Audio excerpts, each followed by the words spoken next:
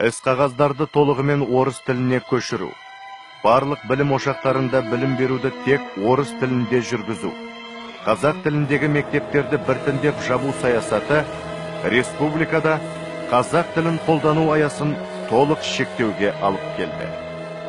Нәтижеде 80-ші жылдар ортасына дейін Қазақстанда 700-ге жуық ұлттық мектеп жабылып, 1 миллионнан астам халқы бар республика астанасында қазақ тілінде жалғыз ғана мектеп болды.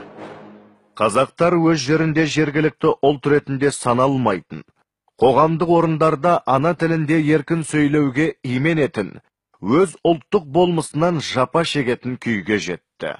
Қазақтар өз елінде әлеуметтік және экономикалық теңсіздікте өмір сүрді. Мәселен, қазақтар қазақ жеріндегі кез келген ірі және орта қалалардың негізгі тұрғыны бола алған жоқ.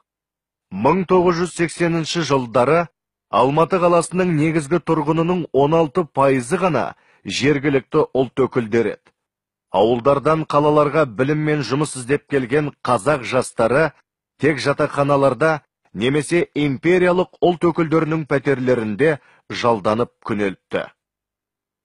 1986 жыл 16 желтоқсанда Мәскеудің тағайындауымен Қазақстан Компартиясы орталық комитетінің бас хатшылығына осыған дейін қазақ даласына аяқ басып көрмеген Геннадий Колбиннің сайлануы шовинизмнің қазақ халқын кезекті табанға таптау еді. Бірақ қазақ енді шыдамады.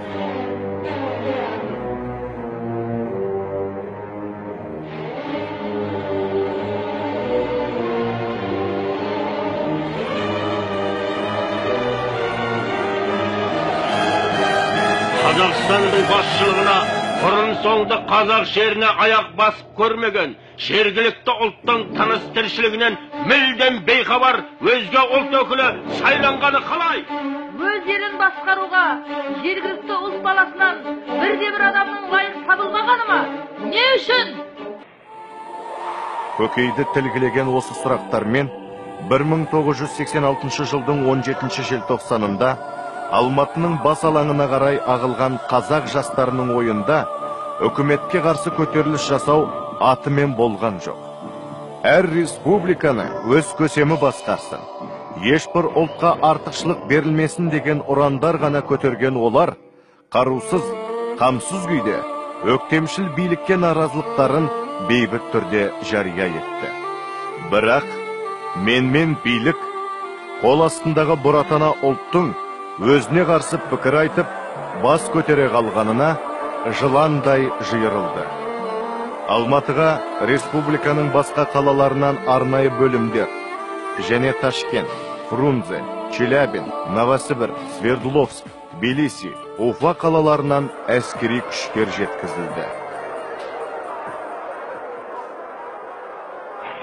Ұлт намысын жоқтап, көкейдегісін билікке ашық айтқан үшін ғана темір таяқтарға жығылып, сапер күректерінен өлімші жараланған, шаштан сүйреліп, іштен тепкіленген, қақаған аязда тастай суық сумен атқыланып, өрт сөндіргіш көліктердің табан жолында тапталған, улы газға тұншықтырылып, итке таланған, аяусыздықпен арыз орланған қазақ қыздары мен намысы қорланған қазақ жігіттері оқиғадан соң жаппай қудалануға түсті. Бүкіл одақтық орталық теледидар 18-19 желтоқсанда қазақ жастарын ұлтшыл, бұзақы, маскүнем, нашақор деп айыптап, газет басылымдары да осын айтып, үдере шулап жатты. Желтоқсан қозғалысына орай жалпы 8500-дей адам ұсталып, 99-ы түрлі мерзімге сотталды. Жүздеген адам әкімшілік тәртіпте жазаланды. 300-ден аса жас жоғарғы оқу орындарынан, 319 адам жұмыстан, 52 адам партия, 758 адам бүкіл одақтық Ленин комсомолы жастары қатарынан шығарылды.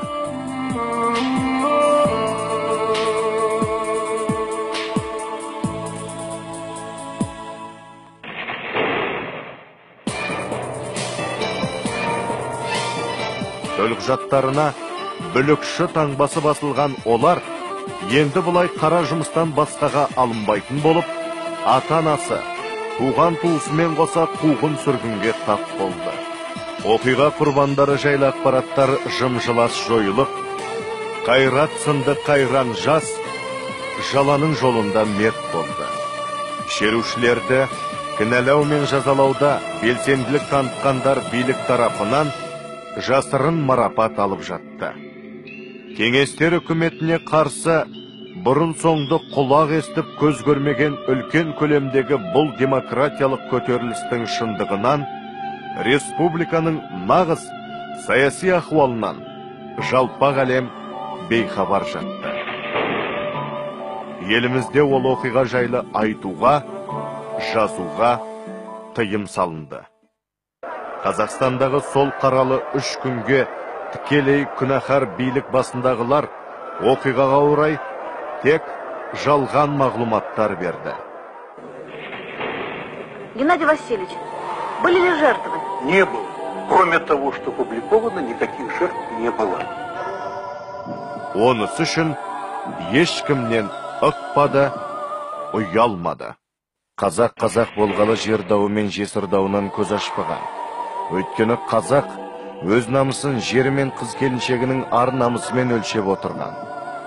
Желтоқсан көтерілісінде ел мен жер намысы деп жігіттермен бірдей бас көтерген қазақ қыздары шаштан сүйреліп, іштен тепкіленді, қамалып зәбірленді, ар намысы тапталып, жанын құрбан етті. Сол қара көздердің намысын жоқтап-ақ бас көтермеу, атқа қонбау, ұлттың сүйегіне таңба болмас пе?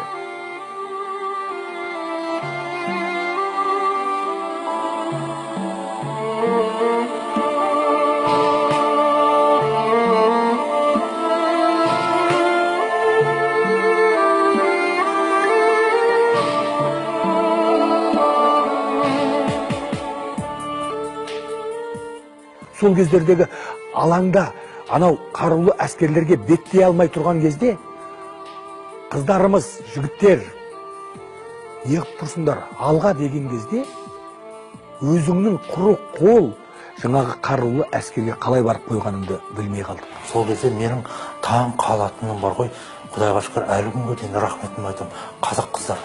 Қазақ қыздарына рахмет айтамын. Қазақтың қыздары шіркін-ай, менің көзім шығып кете жаздады бар ғой. Қазақтың қыздары не қайсарлығын, сол қазақ қыздарының батырлығына таң қалдым ғой. Қазақтың жігіттерін қорғаймыз деп өздерін, жандарын беріп өлімге дейін бас тігуге дайын тұрған. Ал 86 жылғы, жалпы 86 жылғы емес, 10 жылдан бері қарата қалыптасқан мемлекет, ол кеңестік жүйе қазақтың жан дүниесімен үндеспеген мемлекет. Ол ұлттық мемлекет емес. Сондықтан да мемлекеттің мұңы, мемлекеттің зары қазақтың мұң зарымен үндескен жоқ. Екеуі тұтасқан жоқ, екеуі екі бөлек қалды. Сондықтан да осының барлығы жастарды алаңға алып барды.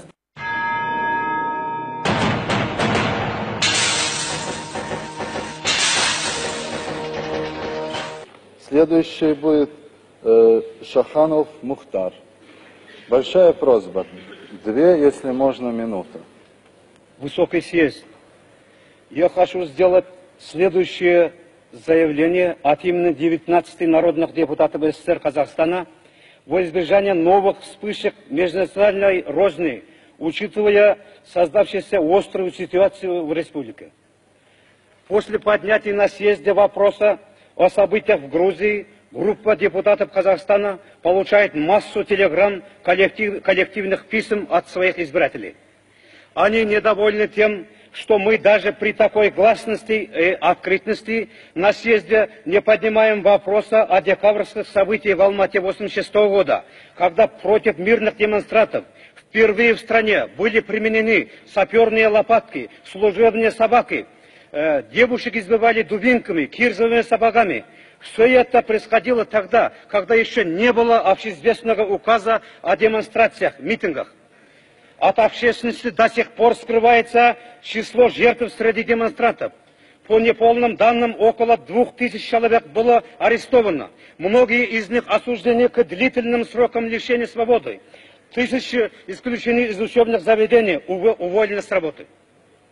Эпоха застоя при первом на него натиске показала свой жестокий оскал, результатом которого явились жертвами сотни политически неподготовленных юношей и девушек, навсегда сломленных жизней. Однако правда о событиях в Алмате и противоправных действиях солдат внутренних войск до сих пор остается засекреченной. Поэтому у нас имеет место разные нездоровые слухи, которые бросают тень на дружбу народов и являются источником некоторой национальной неприязни. В связи с этим мы убедительно просим создать комиссию из числа народных депутатов, представляющих различные регионы и национальности, для выяснения настоящей истины о декабрьских событиях в Алмате. После вышесказанного вышло постановление ЦК КПСС о работе Казахской республиканской партийной организации по интернациональному и патриотическому воспитанию трудящихся. Поэтому в этом постановлении событие названо проявлением казахского национализма. Можно обвинить 5000 людей, 10 000 людей и 100 000, но нельзя же обвинить национализм весь казахский народ. Слово «казахский национализм» – это обвинение всему казахскому народу. Поэтому мы обращаемся с просьбой об восстановлении справедливости, снять с народа суровые и незаслуженные обвинения. Казахский народ не раз доказал своей историей, своей кровью верности дружбы народа. Скоро намечается пленум ЦК КПСС по межнациональным проблемам. Многие заинтересованные народные депутаты не смогут участвовать на этом форуме, так как они не являются членами ЦК. Поэтому группа казахстанских депутатов предлагает до пленума именно на нашем съезде мы должны принять декрет о статусе государственного языка коренной национальности союзных автономных республик, автономных областей, национальных округов и малых народностей, а также решить очень обострившийся вопрос о судьбе советских турок и крымских татар, которые до сих пор чувствуют себя изгнанными в своей стране. Позвольте передать президиум часть требований избирателей, в том числе письма съезду, подписанные известными писателями, учеными и молодежью республики. Спасибо за внимание.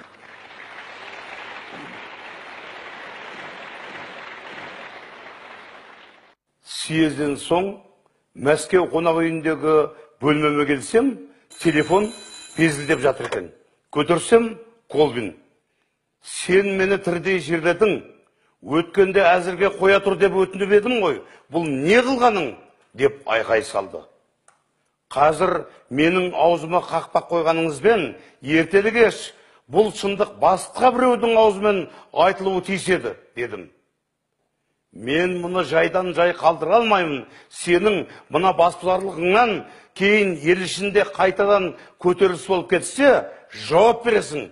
Бәлкім жауапты темір тордың арғы жағында отырып беруіңде әбден мүмкін деп ақырғанда дауысы тұтқаны жарып жіберіп жазады. Керісінше орын ауыстырар болсақшы, дедім мен де қызынып. Бір республиканың бірінші басшысына солай деуге дәтің барды ғой. Арманың тым асқақ екен. Темір тордың арғы жағында қайсымыздың отыратынымызды көрерміз, деді ызаға булығып. Мен телефон тұтқасын тастай салдым. Келесі күні таңертең Қазақстан қауіпсіздік комитетінің төрағасы Мирошник. Жолдас Шаханов, амал нешік, өзіңізге өзіңіз жасадыңыз. Сіз 19 депутаттың көпшілігіне арал проблемасы туралы сөйлеймін деп, алдап қол қойдырыпсыз. Солардың біразы Шаханов бізді алдады, сондықтан КСРО халық депутаты қатарында жүруге тиісті емес деп түсінік жазып берді. Осы фактілер дәлелденген жағдайда қандай халге душар болатыныңызды шамалайсыз ба, деді. Бірақ менің алдағаным 19 адам ғана емес, арал қасіреті туралы айтпасқа болмайтын бір проблемалы ойын бар еді деп Горбачевтың өзін де алдадым. 20-шы етіп, ол кісіні де тіркеп қойыңыз, дедім де бұрылып жүре бердім.